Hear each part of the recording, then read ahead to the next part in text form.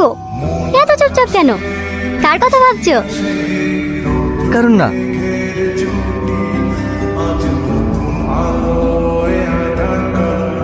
এদিক ওদিক কি দেখো? আমাকে দেখো। আর 4 দিন বাদ দিয়ে আমাদের বিয়ে। আমাদের রিলেশনটা যেন আরো ভালো হয়, তার জন্যই তো রেস্টুরেন্টে আসা, তাই না? তাহলে অন্য মেয়েদের দিকে না তাকিয়ে আমার সাথে কথা বলো। আসো, এদিকে এসে বসো। স্যার, আপনার কফি। হ্যাঁ। Sorry sir, sorry.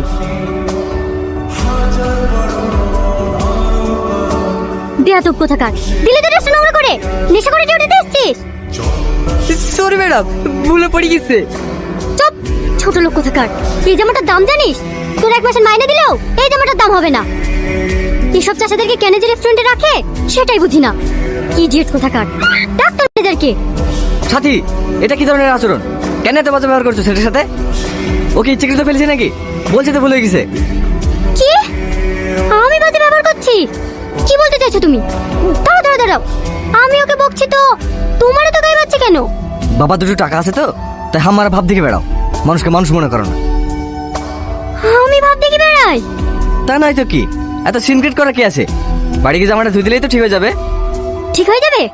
আর এই নোংরা পোশাকে যারা আমাকে দেখবে তারা কি ভাববে?